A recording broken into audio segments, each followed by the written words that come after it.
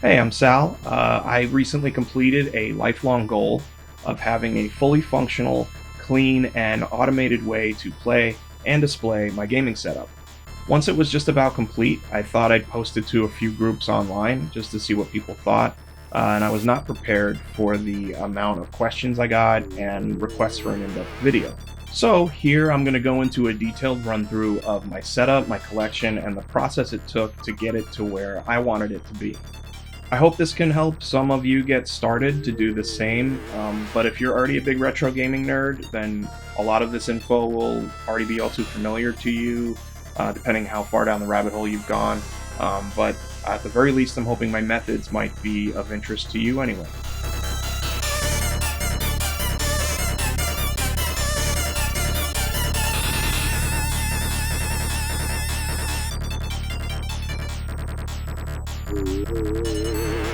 So I've been building slowly a modest collection up my whole life, and up until recently I was attempting to stuff it all into a small New York City apartment that I had for nearly 20 years. This worked sort of, but it wasn't the ideal situation I had in my head. Everything was connected to button switchers and cheap HDMI converters from Amazon. But then during the pandemic, we decided to move and buy a house, and that's when this plan really started to formulate. I started with tons of research, lots of time learning what I could, watching videos from Retro RGB and My Life in Gaming. In order to keep everything as simple as possible and look as good as possible, I decided to mod every console that I had where needed so that I would only end up with three types of connections: component, SCART, or HDMI. Those old RF signals or composite video just look like crap, especially on newer TVs. S-video looks okay, but I figured I might as well go all the way as far as quality, while eliminating the fourth connection type for simplicity's sake. Those YouTube videos I mentioned are a great source of what to get, although I always check to see if there was more updated information or products available, as those videos are a time capsule and the tech is always changing.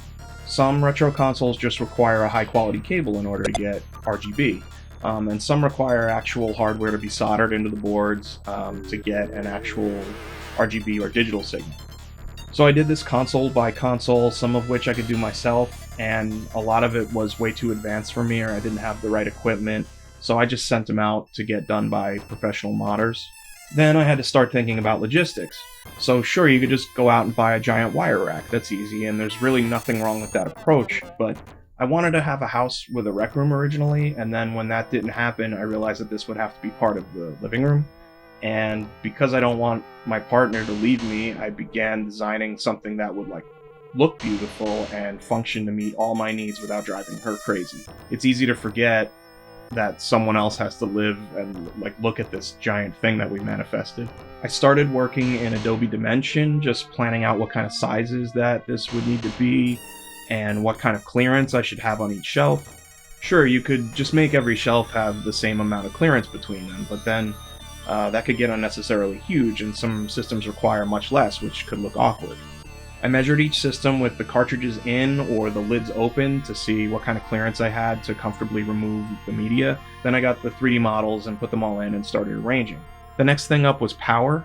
I've seen a bunch of YouTubers use these manual push-button setups, and quite frankly this is better in many ways than what I did. It definitely saves power and money for one, but it doesn't lend itself to my one-button push automation dreams. So I went with two of these PDUs and designed the posts to be the right size to accommodate them, giving me 48 outlets to work with. I ended up turning these inward, so you wouldn't see all the plugs sticking out from the side where you'd be sitting and playing games. Next is probably the biggest challenge when doing something like this, and that's cable management. The goal was from the front to see almost no cables. Cables needed to be hidden both vertically and horizontally so that they can get around each shelf and behind to get to their respective switchers. I added thickness to the back of the shelves and also a second vertical piece on the inside of the posts to hide cables, since the posts already had the PDUs running down them. My first thought was to mount these server rack panels on there, and I actually ordered one to check it out, but they were bigger than I thought and I figured it would just look way too bulky. I eventually decided to go with these since they were more low profile and cheap. Although I didn't include it here, I also thought it would be good to have some kind of curtain rod situation for my partner and let her pick out whatever kind of curtain she wants.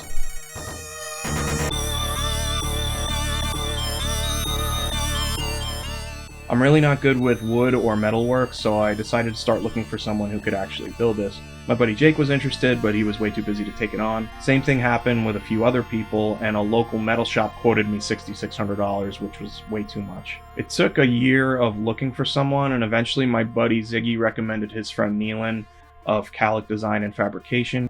Neelan's super talented, he's from New York City also originally, and he put up with all my constant texts. He recommended going with Baltic birch plywood shelves instead of glass, which I actually preferred anyway, and then he added a few of his own design ideas. He worked out the curtain rod and the logistics of how the shelves and the cables would sit, keeping my initial needs in the final product. He even added these little channels under each shelf for LED lighting, which I will eventually take advantage of. What resulted was this gorgeous thing that we barely got through the entrance.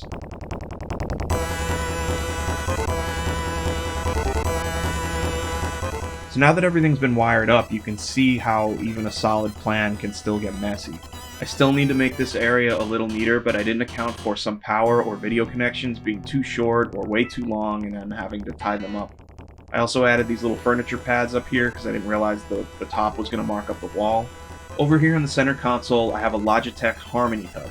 This is a really great product, although Logitech is starting to drop support for the line, so if I was going to do this now, I'd probably go with a Sofa Baton X1.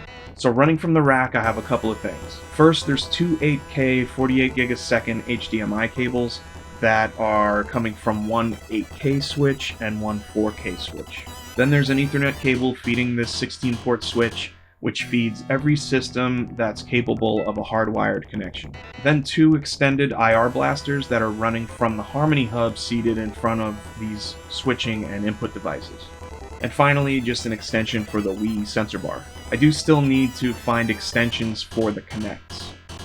Okay, so let's try an example. Here I have my Super Nintendo, which is modded to output RGB, and a high-quality SCART cable from Insurrection Industries.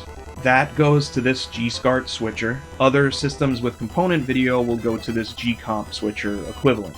And then that feeds the RetroTink 5X. If you're unfamiliar, this is a fantastic device that cleans up my already clean feed, applies filters, and upscales the signal, in my case to 1440p, which makes everything look amazing on this 75-inch Samsung QLED. If you were to just plug a stock SNES into this TV, it would look horrible. Our memory of the picture quality is much rosier than what it actually was. It was really bad at the time, but if you were to connect it to new TVs, it's even more terrible. I also have this Yamaha receiver set up through eARC, and these clipped speakers with two big subs behind the couch, which sounds really great. Programming an activity in Logitech Harmony is pretty easy. One button turns everything on and sets all the correct inputs, but it doesn't quite set correctly for the RetroTink. So I just manually added the steps that send scripted signals to the RetroTink, and then selects the correct profile depending on which console I'm using. I have this profile set for optimal viewing of the SNES output on my type of TV. You can add scan lines to get a retro look, but right now I'm liking everything really clean and sharp. I should also mention that it's best to turn each system on first before you hit the activity. That way the TV doesn't get confused with resolutions when it doesn't receive the signal right away. For just about each system, I have an EverDrive or an ODE solution, and that allows me to play any game from any country I want. I do have physical games, but I decided not to go down that road of collecting every game because it'll just never end.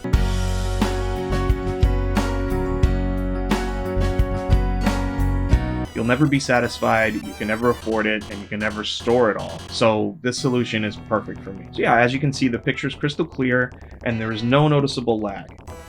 If I turn everything off, and then we can try the same thing with, let's say, Sega Saturn. It's a similar result.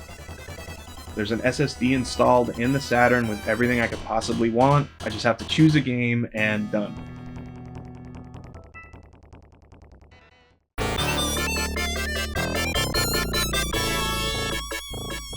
One of the most common questions I get is, what about all the controllers?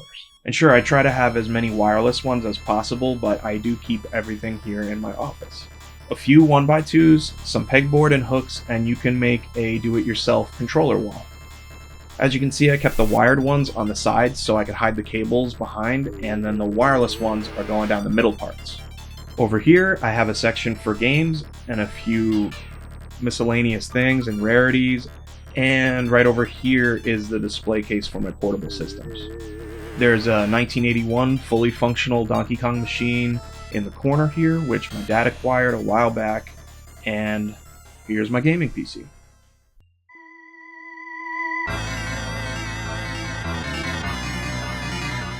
Common thing people have been asking is, why is everything in this order?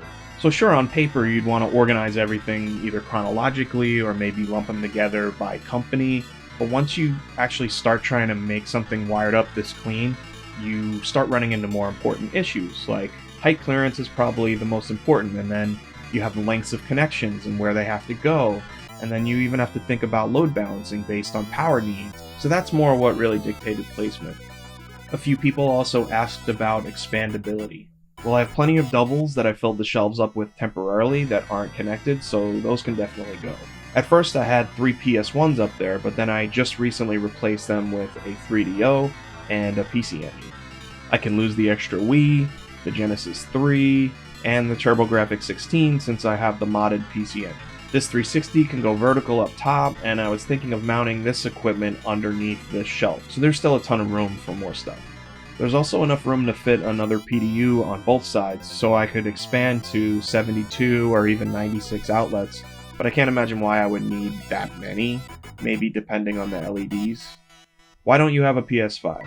Everything that goes on my shelf is meant to be there permanently, and I do not want that huge, ugly thing on this rack. It looks like a giant Verizon router from 2006. However, I will buy the eventual slim redesign when it comes out.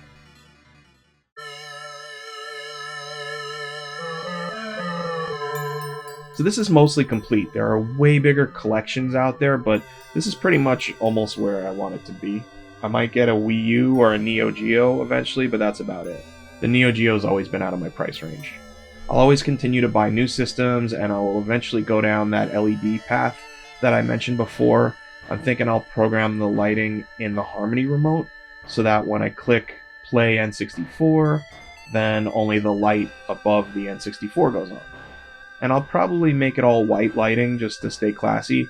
Nothing against big colorful light setups, but it'll ruin the elegance of the look of the rack.